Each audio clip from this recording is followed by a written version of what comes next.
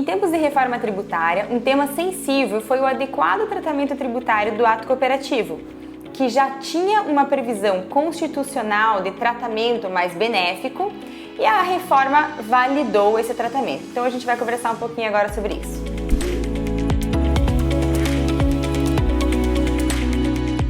Se você já foi em um mercado, por exemplo, ou em algum posto de gasolina que se denomina como uma cooperativa, você já percebeu que existem duas tabelas de preço.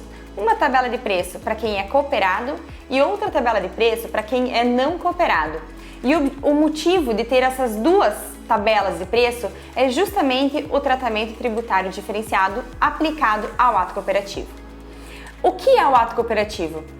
Ato cooperativo é aquele praticado exclusivamente entre a sociedade cooperativa e o seu associado. O associado é aquele que tem uma cota da sociedade cooperativa. Dentro de uma sociedade cooperativa, a ideia, como o próprio nome diz, é a colaboração entre os associados, ou seja, pessoas físicas ou pessoas jurídicas se unem em prol de um propósito comum. Por exemplo, adquirir volumes maiores de insumo por um preço mais acessível. O mesmo acontece numa cooperativa de crédito, que tem o objetivo de ter acesso a linhas de crédito, financiamentos e empréstimos com uma taxa de juros menor do que uma pessoa física sozinha conseguiria.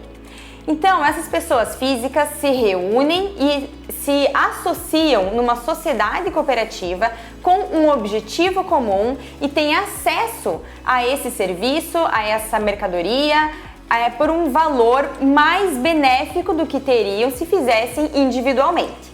Nesse sentido, a sociedade cooperativa presta um serviço aos seus associados. Ocorre que, como são os associados que dão corpo à cooperativa, acontece uma espécie de autosserviço. Então, ao invés de cobrar por essa prestação de serviço, o que acontece é um rateio de despesas. Nesse sentido, fica faltando o caráter econômico da operação.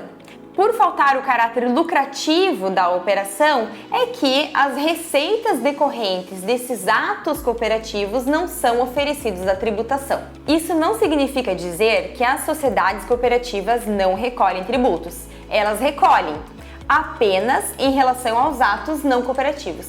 Então aqui o que é interessante observar é quais atividades estão relacionadas ao objeto final da cooperativa e quais são os agentes envolvidos em cada operação.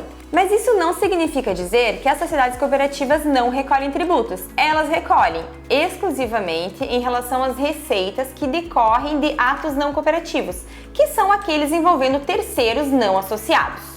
Em relação às operações envolvendo sociedade cooperativa e cooperado, existem duas modalidades. A primeira é o ato cooperativo próprio. Ato cooperativo próprio é aquele vinculado ao objeto final da cooperativa. Esse ato cooperativo próprio nunca vai ser oferecido à tributação.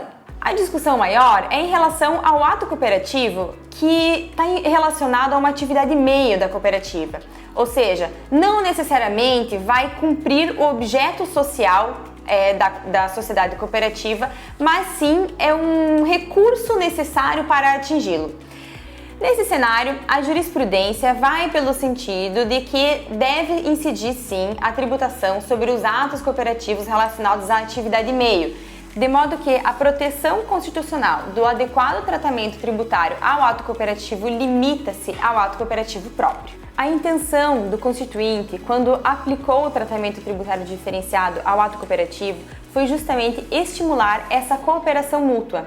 Por isso, a preservação do adequado tratamento tributário ao ato cooperativo na reforma tributária foi uma grande vitória para as sociedades cooperativas. Se você tem mais interesse sobre o assunto ou mesmo alguma dúvida, deixe aqui nos comentários, a gente vai entrar em contato com você.